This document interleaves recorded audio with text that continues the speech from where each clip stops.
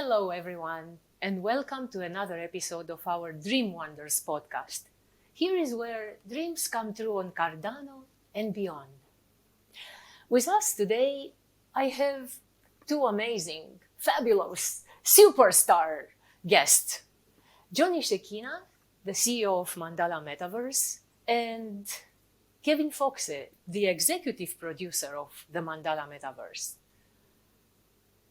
Well, let's start with the beginning. I do not know how many of you have encountered the mandala on your life path. I really hope that many of you have encountered the mandala on your path. However, I'm going to, dive into the Wikipedia definition just in case to set things straight from the beginning.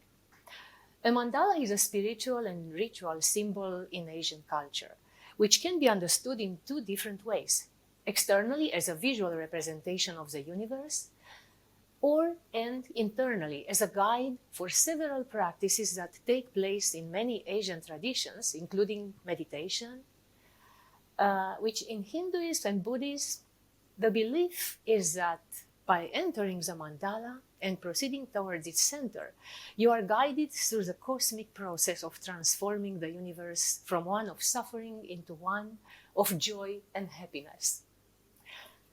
Johnny, let me start with you. After graduating with honors in the study of comparative religions from Harvard University, you continued on a spiritual path, being trained in multiple non-dualistic traditions, both East and West. What gave you the idea of creating a Mandala Metaverse, which would enable the transformation of our world? And I would say, through each individual, from an experience of suffering to one of happiness? Wonderful, Mihaela. Thank you for this question. A colleague of mine at university, we were both studying comparative religion, and we were finding pretty quickly that a lot of these different paths that we were studying were leading to the same place, which was to the truth of who we are as human beings. And they were using different symbols and different mythographies to guide us there. And we were inspired by Dungeons and Dragons, actually, both having grown up playing it and actively engaging our imagination in stories. And so we had the notion that making a game out of the path would be a good idea. And also thinking of Hermann Hesse and Magister Ludi and the amazing vision that he had around taking all the classics and all of the different cultural studies and weaving them into a cultural game, if you will, to transform ourselves and to whatever degree possible the world. Yes, thank you so much. So let me move to Kevin. And of course, I have so many other questions, but Kevin, you need no introduction. Your fame precedes you. Oh, thank you. Kevin Foxe is a director, producer, writer, and storyteller, best known for the hit film The Blair Witch Project, one of the most successful independent films of all time. He has a long list of accolades, and I must say that reading your bio stirred a bit of my envy. For you worked with some of the people I consider sacred, I admire most, like Federico Fellini and Milos Forman. Mm-hmm. In 2017, so another thing which caught my attention, and you see this behind me, you filmed and produced the Bicycle Revolution to encourage urban planning to be less vehicle-centric. You were also a member of the original board of the New Media Council for the Producers Guild of America. So it's just, I'm like, if I'm trembling and maybe I am stumbling in speaking, is because I'm just so excited about speaking to you today. And thank you so much for taking your time. Please tell us a few words about how you met Johnny and how your life trajectories brought you to envision the Mandala Metaverse. So, yeah, I've worked in Hollywood for a long time, and I always felt like we were sort of not trapped, but isolated to a form of storytelling. It was one way, writing or a movie and as the internet, I was very involved in technology, and as the internet kind of opened the world up, I thought we're going to stumble across a new way to tell a story. And I felt like it was going to be across a lot of different platforms that intertwined with each other. So you could take the experience across places with you. And I was looking for this project. After Blair Witch, I realized we could do that a little. We did it, right? You could go on the internet, you could find some things out, you could talk to other people, and then you could have this shared experience in the theater. And I loved movies, so that was an amazing event in my life to have made that. But I thought, okay, we can go further, right? I just kept seeing a bigger way to do something that was meaningful, but also using technology in new ways. And I was searching for quite a long time for the story that would work for that. And it was very accidental. I had moved to Portland to do something that was going to involve news and hopefully a way to create a new channel for some news for people. And it wasn't working out very well because it involved Facebook and so many other platforms that I felt were just not very good for everybody. And a friend introduced, I had worked in film, and this was a friend from a long time ago, and John had kept mentioning to him that the Blair Witch was important in his idea of telling a story, and he wanted to meet the guy, And so this friend of mine knew both of us, and he said, let's meet. I met John, and I think in 10 minutes I was in, because what they had was not just a story that could be told across these platforms and could use all these different disciplines and different ways of telling stories. It needed it. And the story worked on all these platforms. Whereas many projects I'd come across, they were, sure, you could use this technology to do it. But this one, like I said, this one integrated it in a way I had never encountered before. So I was sold in 15 minutes. I mean, I don't know if John knows this, but we met for coffee in a coffee shop, and he was showing me things and telling me the story, and I was already in, and he kept going and going, and I had already shifted into arguing about how to make it better, and he was probably thinking, oh, this guy's going to walk out of here and say, I don't want to be a part of this. But yeah, I lucked out. I really did. I just met some people with an amazing way to tell a story that I think people will participate in and interact with in ways that I don't think it's ever been done before. So yeah, I agree. And it's such an amazing, seeing that people like you, of your experience, fame, capacity, are actually joining the crowd. Because, of course, as soon as I met both of you, I was in as well. In my understanding, what you are doing can be summed up like this. Mandala uses the metaverse technology as a means to meet our fellow humans in the place of transcendence, in the common denominator of the highest selves that every human can attain, the so-called enlightenment place, if I may. Recently, I had a conversation on Zoom during the American conference or the International Conference on Consciousness Studies with Deepak Chopra. And he just published his book, Meta-Human, in which he explains that, in fact, meditation brings us into the meta-reality. That's how he calls it, a meta-reality. And when I listen to a guided meditation, indeed, I enter a realm. I feel happy, I feel centered. But speaking about religions, Johnny, which you studied, ancient wisdom and current religions, less ancient, but still they are ancient, always talk about three worlds: the underworld, the hell, the real world, the world of warriors for, liberty, democracy, whatever, but still warriors. It's a fight, always, which is the purgatorium, and the upper world, the heaven. Through meditation, I get to that heavenly world. If we can build such an environment where I can experience my higher self and live from that place, the best that I can be, having the best life I can possibly have, a space which nurtures me to thrive and flourish, then building this metaverse is worth every effort. Is this what you had in mind, Johnny?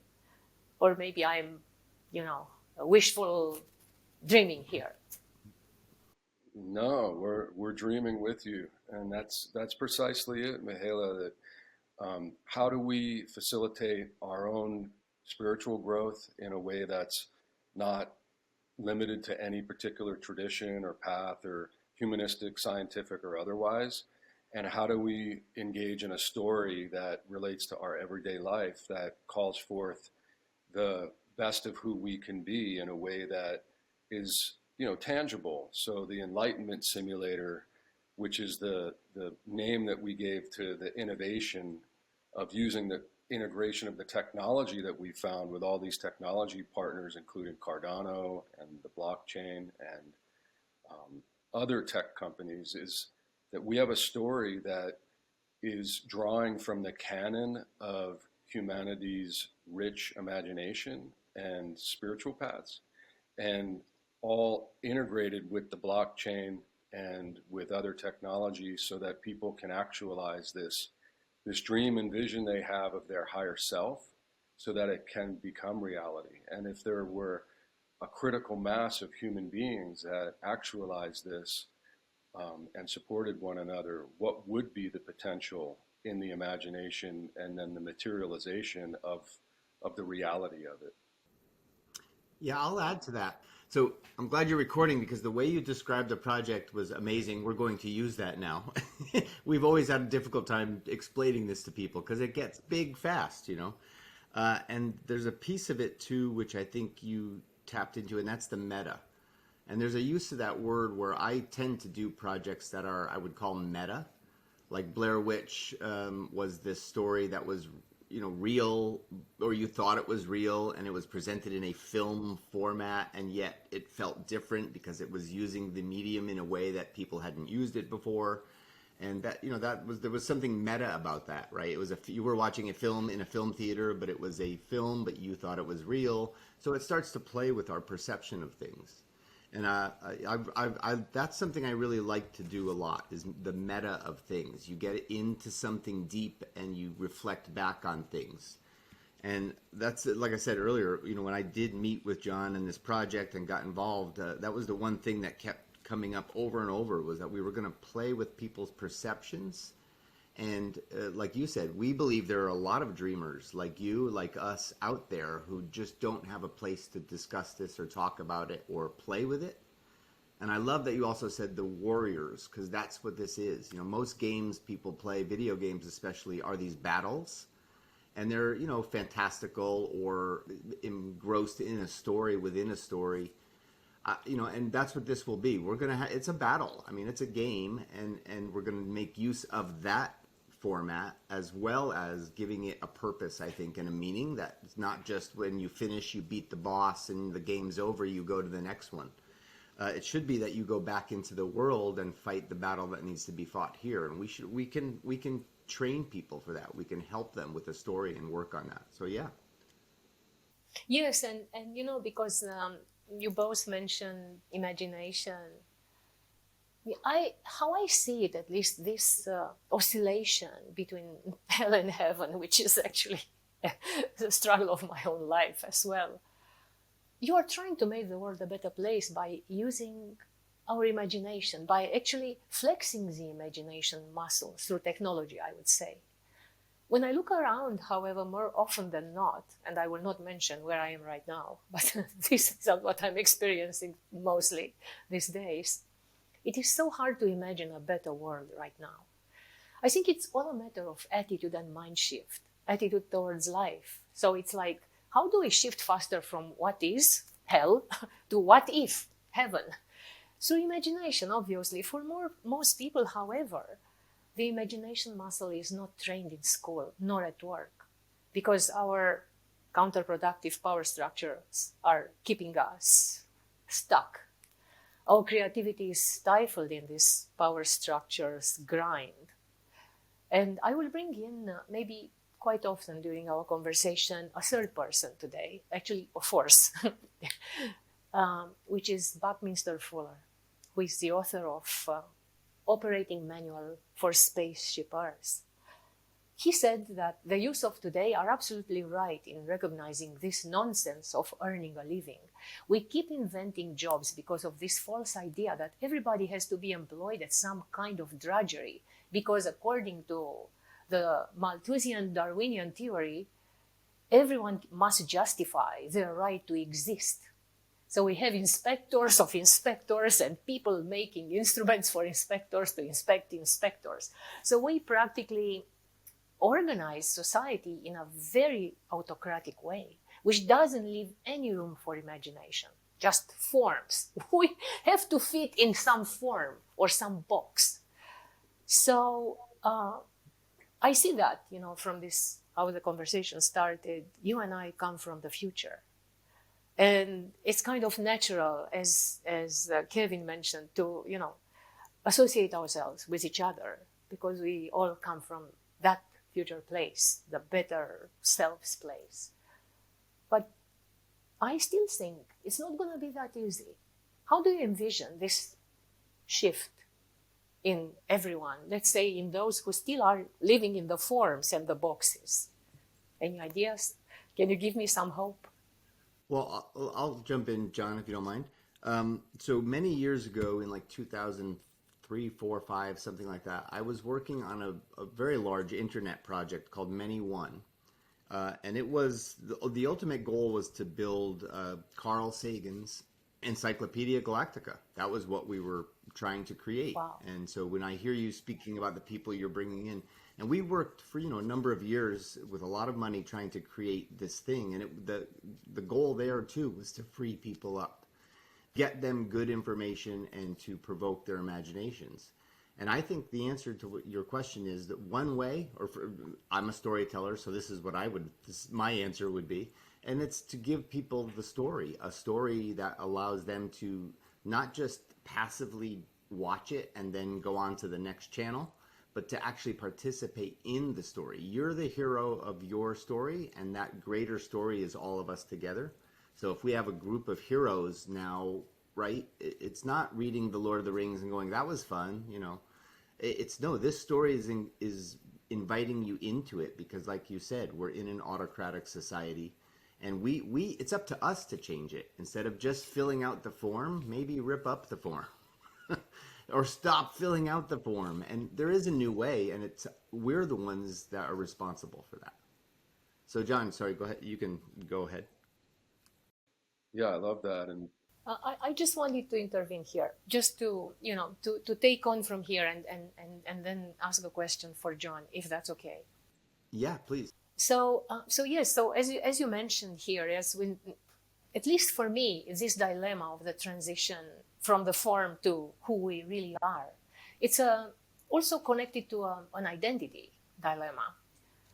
Buckminster Fuller also said that everyone is born a genius, but the process of living de-geniuses them.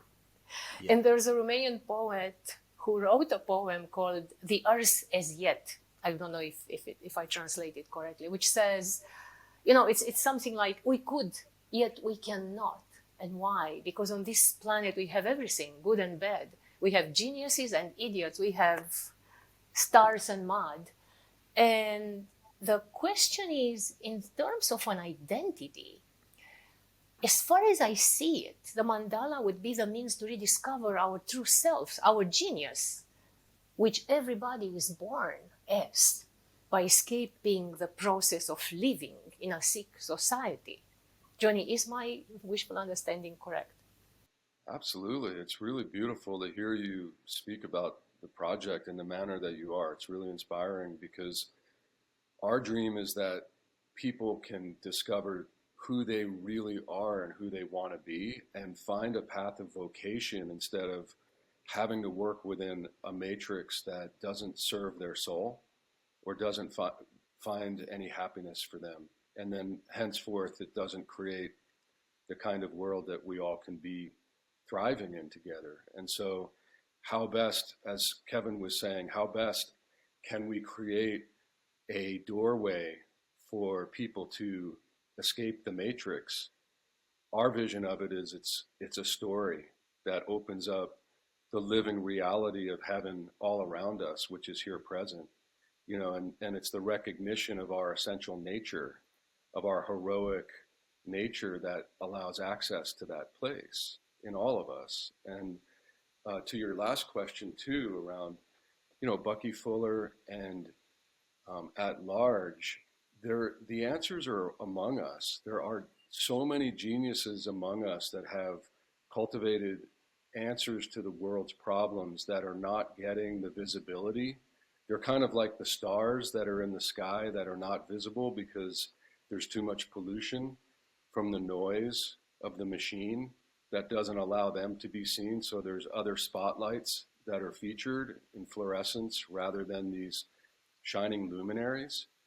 And it's part of the job of our story to not just bring these luminaries of the past to people's reimagining of themselves and access to the wisdom that other humans have forged, but also those geniuses that are among us in this time and this day, whether it be in sustainability of permaculture or whether it be in the blockchain with true coding architects that have an answer to the centralization problem by providing systems of decentralization. And in our story, we use the clan system of 12 archetypes to represent these different pathways to affecting consciousness in ourselves and also in the world at large. And we use animal totems for that.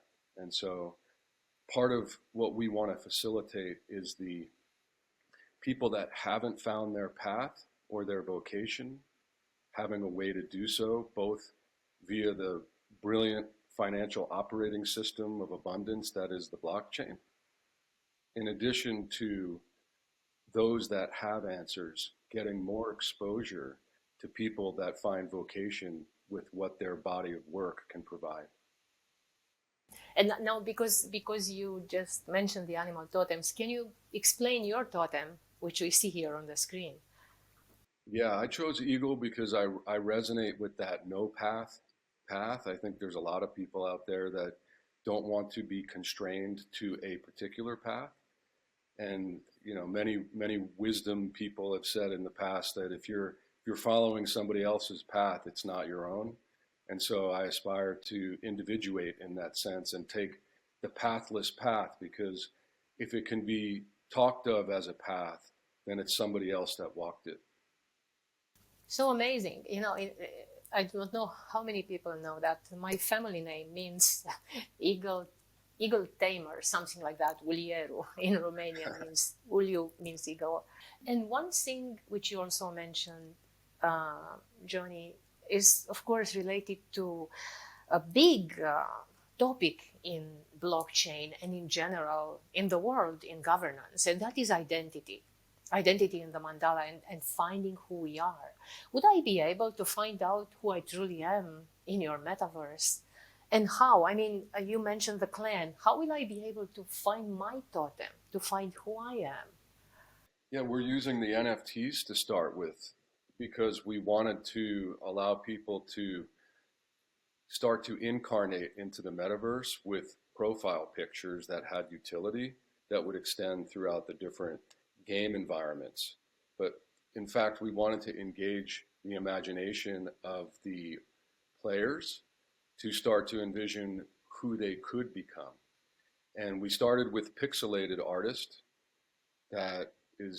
He actually did a series on the Hathor network that was the Egyptian gods, and it caught our attention. And we thought, what better way to incarnate into the metaverse than in a almost primitive art kind of a way, in a way that is expressive of the most symbolic, and then grow in refinement from there. And so the clan system and the animal totems is a way for people to resonate and self-organize in a way that they can identify with one or two or three clans, change clans, and start this process of discovery. Amazing, really amazing, because I really need, I don't know, I speak for myself, yes, some guidance, like to help me discover who I am. And again, coming back to our fourth person here on the podcast, Bucky, he said, I live on Earth at present, and I don't know what I am. I know that I'm not a category, I'm not a thing, a noun. I seem to be a verb, an evolutionary process, an integral function of the universe. What can I become? And it's been part of my struggle, of course, and I believe of maybe every human struggle to find out who I am, yes, who I truly am. And if you allow me, I will just say a few words now, because I wrote a poem many, many years ago, which I think goes very well here. And it's called Self-Portrait in an Age of Fear. And it is actually, how do we find ourselves in the chaos around us? Can we find ourselves or not? So the poem says something like this. I am the whole in the part. I am that part that contains the whole of which you run and run and run. Didn't you notice that jumping from a world to another, you've lost the whole? Collect the rest piece by piece and put the coat of broken dreams on your heart. Now smile. Sarcastic clown's reality is all that remained. Anyway, thank you for giving me hope to find myself in the metaverse, of course. Go ahead. That was beautiful. Wow. And I think we are that if there's one question we all have and why we turn to story and why we turn to each other, it's exactly that. Who am I? And who am I here in this world? And I'm hoping that's something we can do. As John mentioned with using this technology, right? We realized as we could easily have just created this entire huge project, but we found that people are questioning who they are. And I don't know if the current stories out there or the current modes of telling a story are helping people do that. And so we decided to let people choose, like you're saying, choose your clan, or get an NFT, and maybe that is your chosen clan just by the one you got. But it's finding your sovereign identity in this new world that's going to exist. And if you can play virtually with finding, discovering, and exploring who you are, and then bring that back into the real world, I think that's an amazing process. It's never been, not that I'm aware of, it's never been available like that before this. And so I think we're doing something very unique and unusual, but also incredibly needed right now at this point in the world. And let's do it in the metaverse, right? Everyone's poo-pooing the metaverse. Oh, it's going to be horrible for society. And actually, what if it isn't? What if we're in charge of creating it together? And then it does reflect back on the real world for us, because that's very, very important. And I think you are correct, because the metaverse, how it is envisioned now, is like, about buying land or buying whatever, apes. So it's a bit different than what we are talking about here. So I believe that the metaverse is, as we see it here, as the mandala that takes us to our true selves. It's a different story, and I believe that this is the true mission of the metaverse, to tell the story that the world needs in order to heal from the craze I was talking about before. And yet there are many voices which are, of course, kind of frightened by this movement. And there is this sort of, Thomas Hobbes' point of view or perspective that we cannot give people total power and sovereignty over themselves because it would be chaos. That we need the power structures, we need the boxes and the forms to protect us from ourselves. So the question is, how do we design the mandala to ensure that every individual has the maximum amount of sovereignty and this autonomy, and yet not get chaos ensued? Did you get to think about this at all? Speaking of governance and other issues, which are really very important and critical for us here at Cardano. For me, I embrace chaos, so I may be the wrong person to answer this question. But maybe we are afraid of that. And that's also a thing to bring to our That's right. awareness then. That's We do right. not Yeah. need that order to keep us stuck, like, iron suit. Yeah. Yes.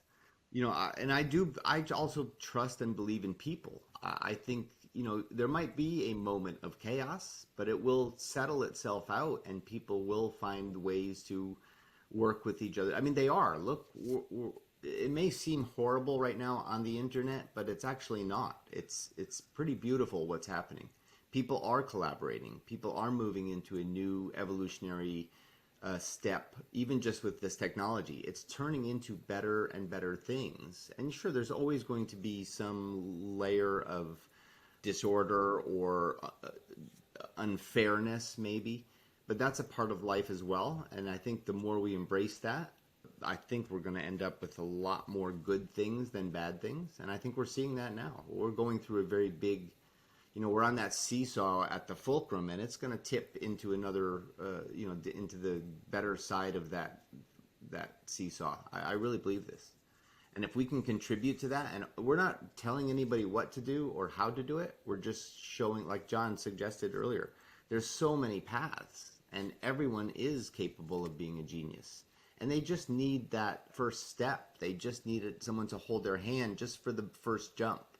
And then I think they will start to self-form into the clan system is a great way to do it, because within the clans, they can grow within their clan, or like John said, cross over into another one. And I'm going to go back to the very beginning, which is the mandala, which is it's made up of so many pieces, and yet it's a whole. Yes, and that is, that self-organization which you mentioned before. I think the mandala is helping that as well, because the pieces are like a kaleidoscope, which then fall into place when it stabilizes. And I think we also need, just like in meditation, that you have a guide which takes you there. We need those kind of guides. I do not know, Johnny, what you think about that. And if you can tell us a bit more of how you think the clans can help with this governance. I do not know if it's even the right word, but this self-organization into something fluid, into flow, or whatever word, I do not know. Please let me know. Illuminate me. Yeah. I think, our primary concern as the storytellers is to sound the tone of the mandala, which at the heart of it is this love and respect that really is at the center of all things. And so we protect that. We protect the spirit of that. And if we can do that in the storytelling, then I think people will resonate with that, and then people can be self-governing. I mean, another way to say it is that the individual sovereignty comes first, and the whole is made up of individuals ultimately. And so if we keep the focus on ourselves, going back to this meta notion before, I think it was Buddha that said, if we conquer ourselves or master ourselves, it's more than conquering armies. And I think that's the guiding principle of the mandala, which is, I want to be self-responsible. I'm a sovereign individual. I'm responsible for my life. And that gives me a lot of freedom and creativity. And I'm working with others and finding the others that are also attracted to this tone of sovereignty and freedom. And we're in a grand experiment together. And so as storytellers and as parts of the community, but first and foremost as individuals, it's incumbent upon us to do the work, which is to carve our souls, to carve our beings and our identities and the dream and the vision of the vocation that we're called to be of service. Amazing. And it's, this resonates so much with the discussions which we have at Cardano in our Catalyst community. There are several groups within that community. Maybe we can call them clans. Like, for example, one is called itself Game B, in which The principle is proof of soul. Give more than you take, contribute to the whole, and all point in that direction. So it is amazing. We have discussions in which we came up with so-called principles of regenerative vitality, which are very resonant with what you said there about love and respect, and how you set the tone of the mandala. So how do we shift towards those principles, like honor humanity? I will just read a few of our principles of regenerative vitality. Views wealth holistically, in right relationship, innovative, adaptive, responsive, empowered participation, honor community and place, edge effect abundance, seeks balance, holistic improvement, transparency, inclusive meritocracy, decentralization, which you mentioned. I think we have to work together, and obviously we are, but I would like to work with you on our governance principles as well, because they are so resonant to our quest. It's amazing. Did you think more about governance as it is today versus how it could be in the metaverse? Or you believe, as I understood Kevin mentioning, that maybe it will emerge through the self-organization? Yeah, so we've thought about some of the different governance models that have been coming forward from the blockchain space, and it's not really our primary lane, so to speak. We really are storytellers in that regard, and we're working with a lot of technology companies that are resonant with these principles, including SingularityNet, which is, Ben Goertzel, who we kind of followed over to Cardano in some respects. And our idea of the governance is self-governance in the primary manner in which I articulated previously, which is inspiring each other to take responsibility for ourselves, and then meeting each other in that space. And so the way we're starting in that, from a technological point of view, is that we partnered with a company called IMX. Interestingly enough, IMX.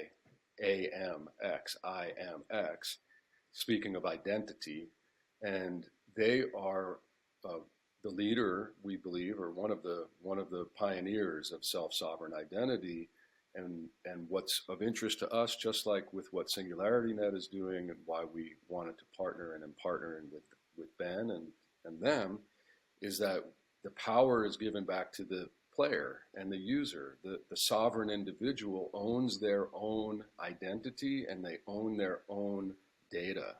So if we can build from first principles, from the standpoint of our higher self first, and then build the technology around that, I think we'll be in good shape.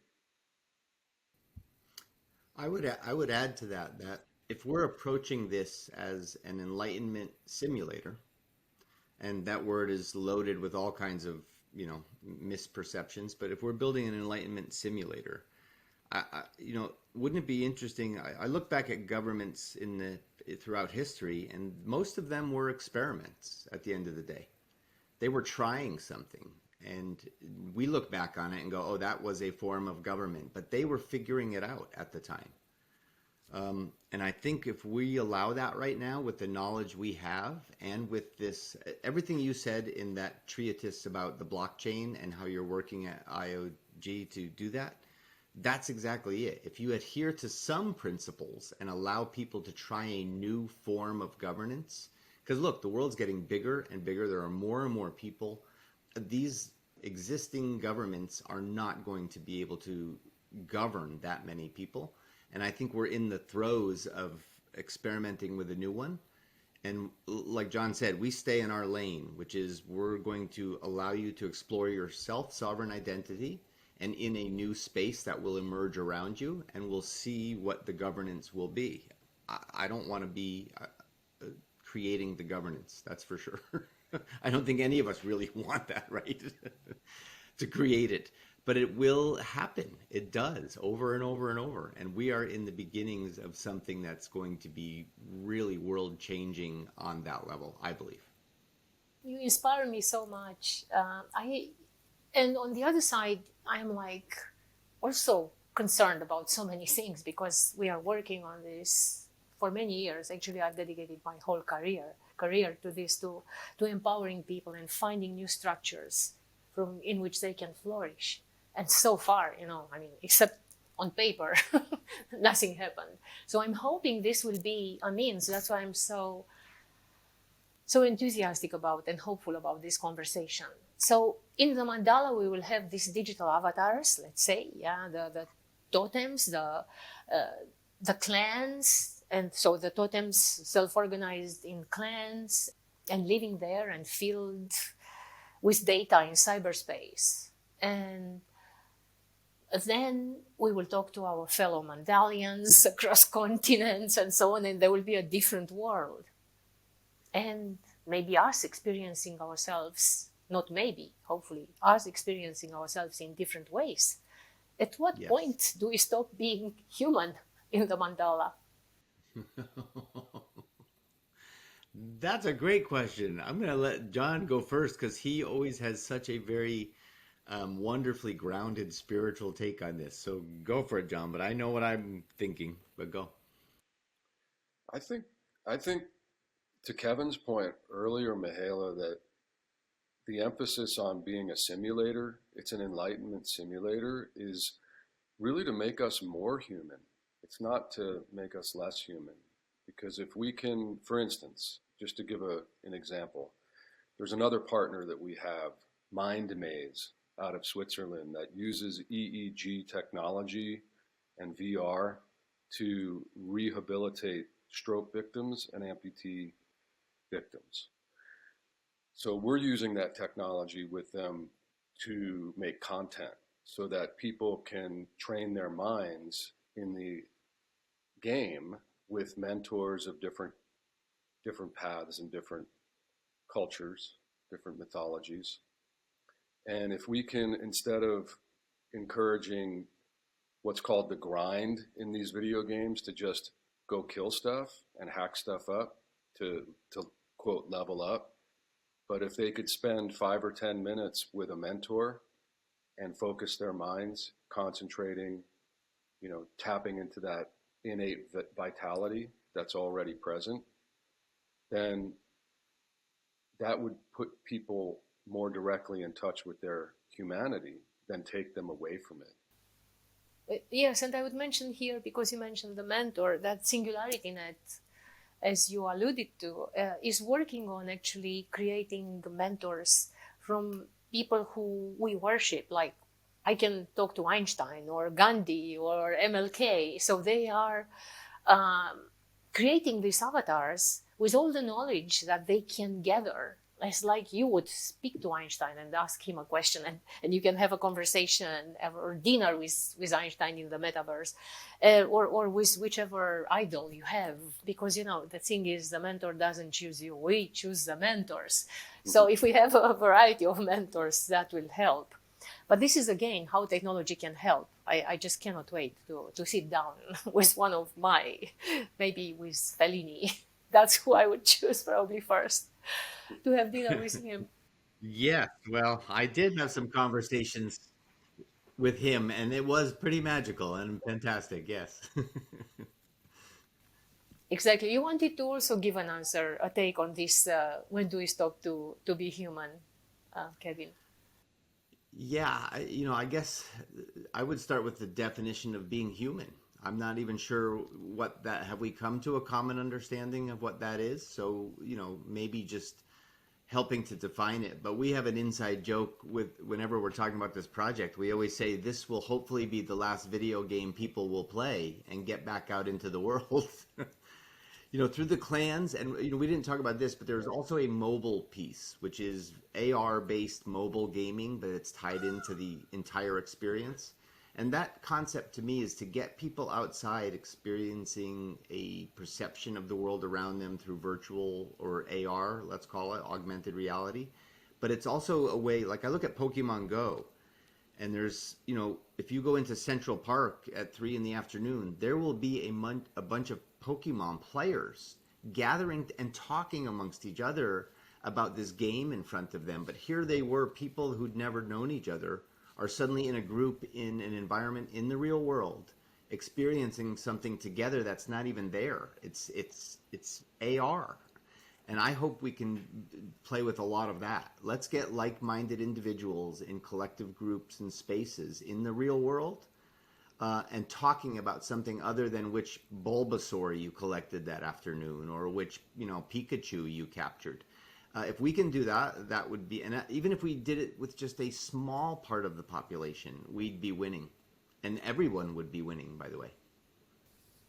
Very interesting, because this brings me to another thing, which actually is more on the downside of things. I was thinking about the metaverse, that it would take us away from reality far too much.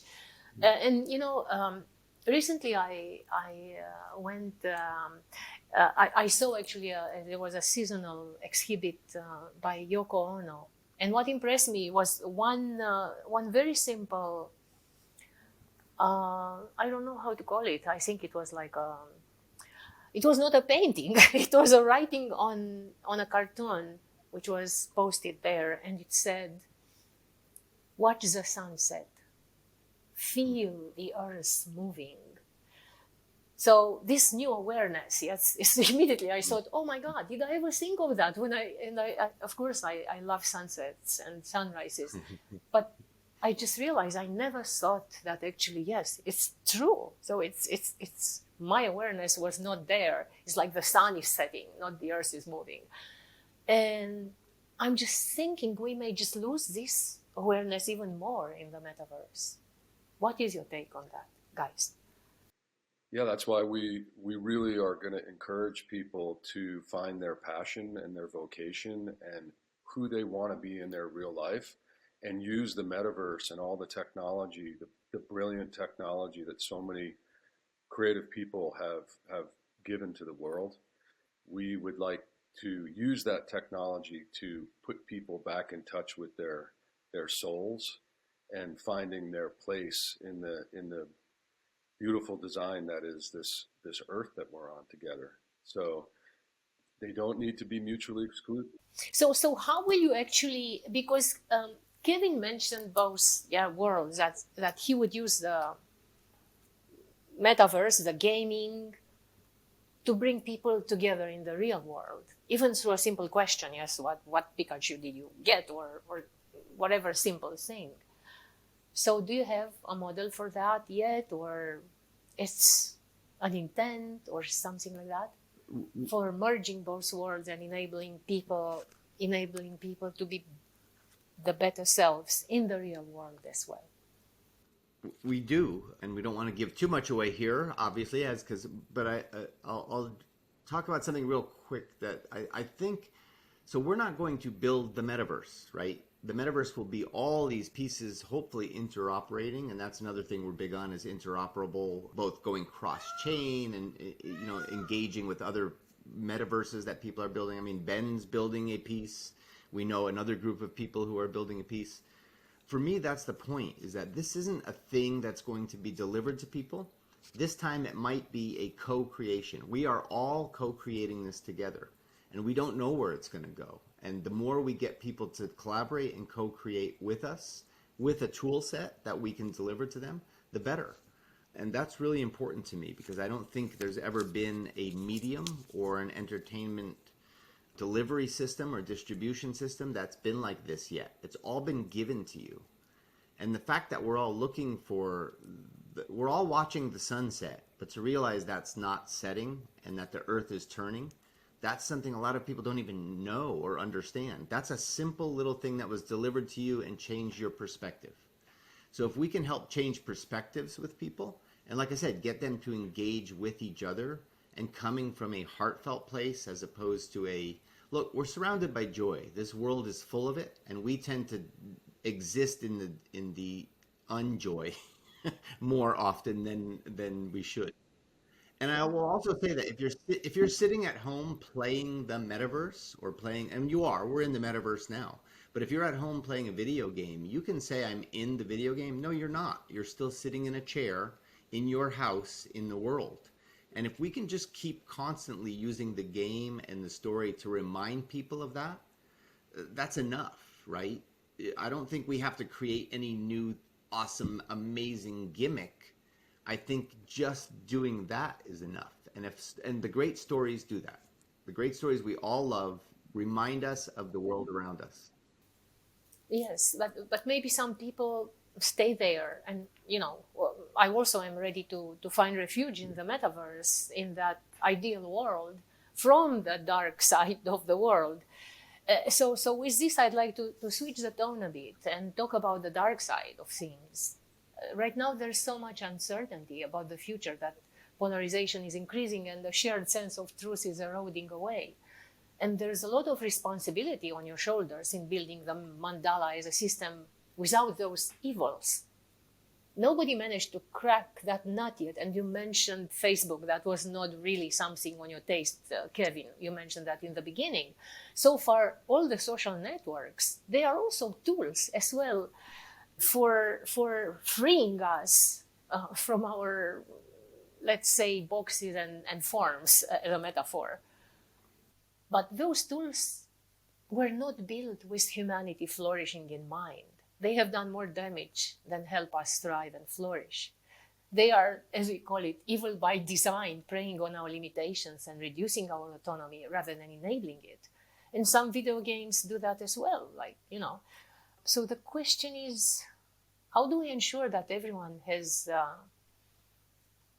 a chance to find themselves in your Mandala Metaverse, and that this will not become just one more Facebook or one more, kill each other video game, steering our violence?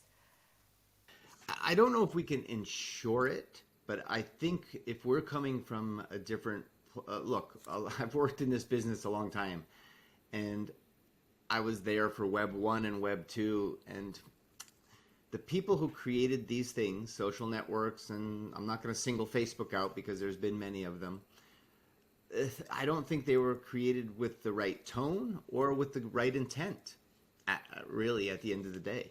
So the one thing we do, there's a core group of us working on this, and I think we always keep each other in check to make sure the intent and the tone are actually on point. We're not here to make a lot of money. That's not the point. That helps already for me. The idea is that we, and I don't know if we'll be the Facebook. I don't know if that's what we're going to be, that big. But if we can do our small part and that, reverberates out or ripples out, then we're doing a really good thing. I think we're battling something much bigger, which is we're here trying to do this thing, and there's Facebook funded with billions of dollars. So that's what we're up against, right? But if we can keep being that rebel alliance fighting against it, and I think more and more people start to wake up and see there's something you can join that isn't Facebook or that isn't, I look at MySpace. MySpace actually was something with good intent, and it was gobbled up and crushed by this bigger machine.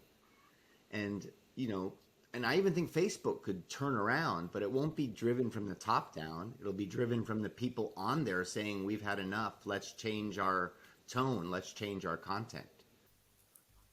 And by the way, I mentioned Facebook because it's called Meta now, right? And they want to build the metaverse.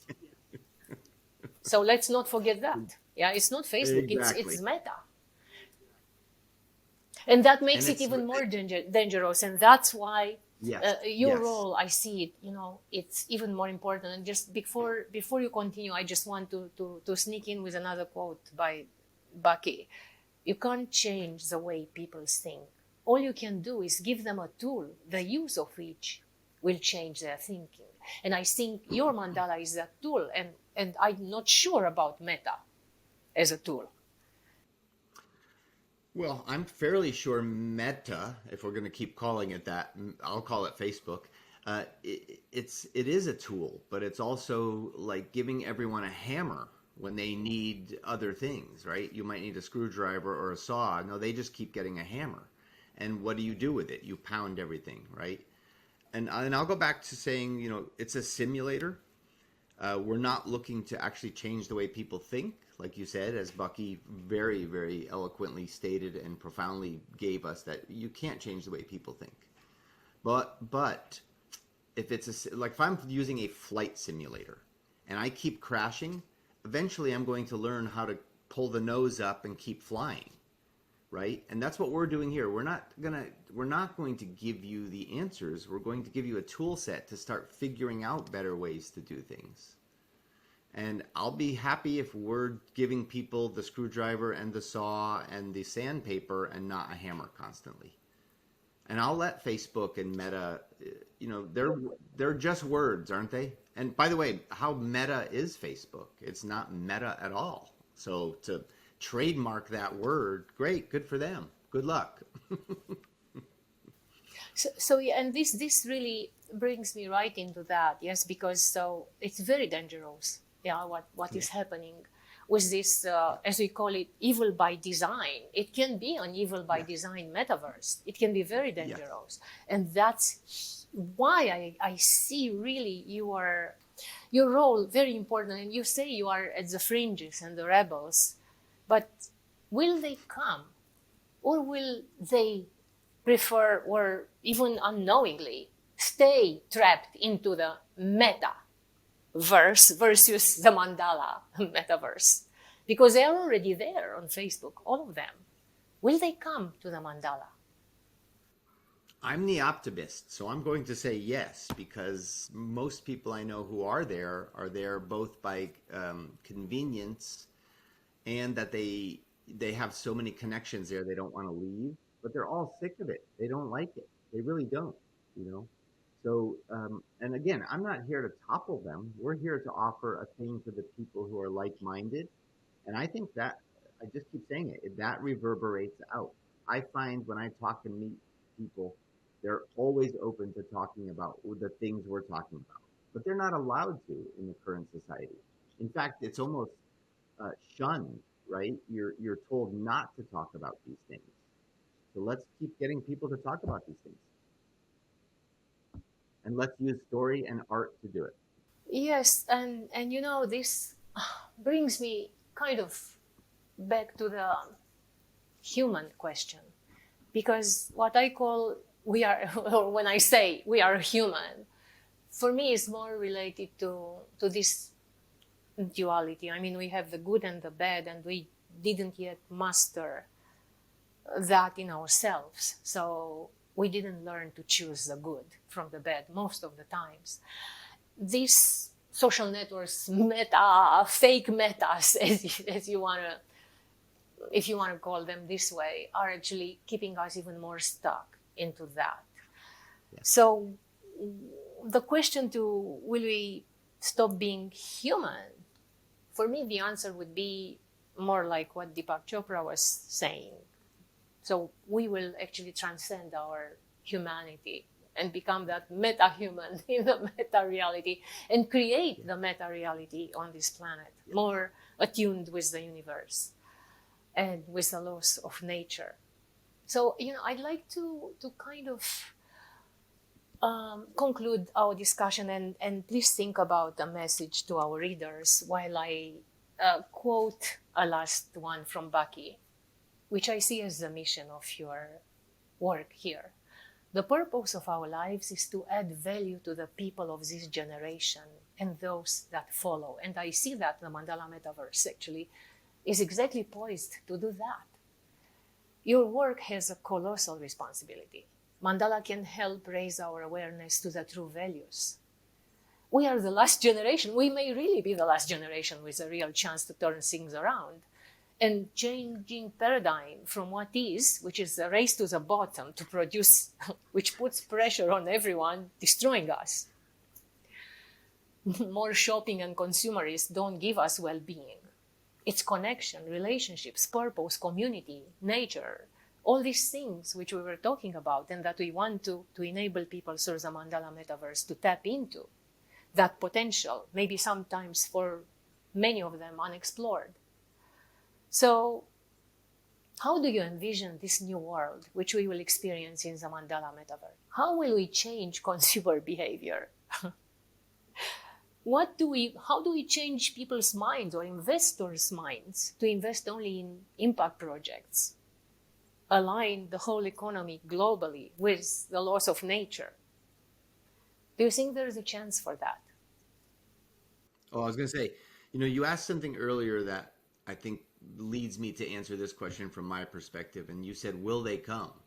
And I believe they're innately already there. I really do. I think they're waiting to be allowed to not do that.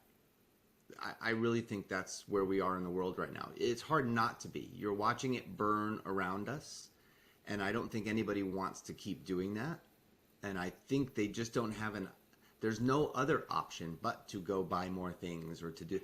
And I think there's a way to subtly shift it. And the other thing is I do truly believe, and we're doing this in the story, which is we're saying we're offering, this is a chance to evolve beyond that. And that's a big, huge part of the story, is that you're a part of human existence right now that is going to take an evolutionary leap.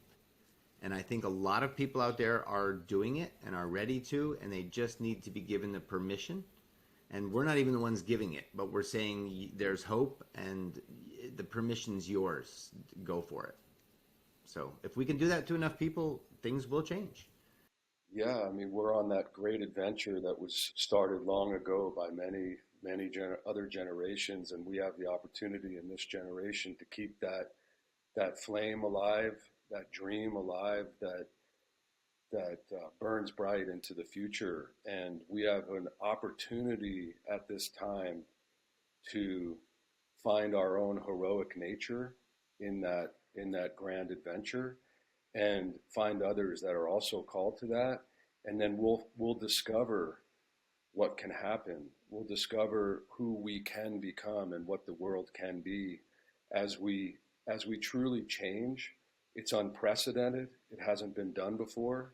The tools are unprecedented as far as we know. There may be, an obscured past where there was other technology, but the bottom line is we're here now with a call to adventure, to bring our highest self to this life that we're living and see where it takes us, and chart into uncharted territory. That to me is what the metaverse is. It's an in-between space that's representative of the vibrational threshold that we're crossing as a species. So we can awaken to other levels. Like you're saying, Mihaela, there's other levels of our humanity that are latent, that can be awakened, and it's something that needs to unfold in the collective imagination to experience. And that's the call to adventure that I think we're all sharing. And what you are building is this infrastructure that would enable us to raise above our limitations. So, we have discovered a bit in the philosophy of Bitcoin that actually, things can be better, that we do not need a middleman, that we do not need necessarily a centralized system to live and then to exchange value.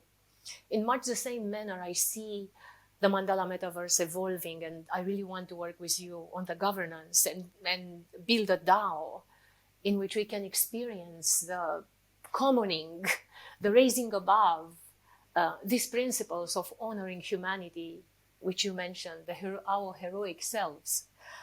So I'm very excited about working together on that with you, with SingularityNet. I'd like to close our conversation with an essay of men, essay on men. So I'm going to read it to you. It was written by a medical doctor in many, many years ago. But I think that's the best that can encapsulate where we are, and actually maybe with everyone's imagination, how an infrastructure such as the Mandala Metaverse can enable us to see things better.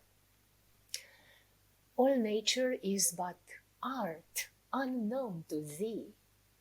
All chance, direction, which you cannot see. All discord, harmony not understood. all partial evil, universal good.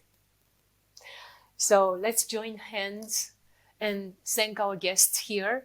Thank you, Johnny, and thank you, Kevin, for what you do, for dedicating your energies, your lives, for inspiring us to be the best that we can be. And really, a prayer that you will be successful, because my patience has reached its limits. And I believe many, many of us are in the same place. Yeah. I thank you. Are you just to have an opportunity to speak with other like-minded individuals and not let the flame get extinguished together? Thank you. This has been beautiful. Thank you. Thank you. Yeah, thank you, Mihaela. Thank you for being so thoughtful with your questions and speaking of the tone of your questions and the quotes, just the space that you're evoking here is something that is really appreciated and thoughtful. So thank you. And we're going to have to make a mentor out of, we're going to have to do an NPCAI out of Bucky Fuller. Yes, Yeah. yes, exactly. Yes, I want a mentor. I will have dinner with him, although I have every evening because I'm reading him. He is my favorite. One of my favorites, but I just want to bring it back to you and thank you for inspiring me and keeping us inspired through your work and dedication, keeping us excited.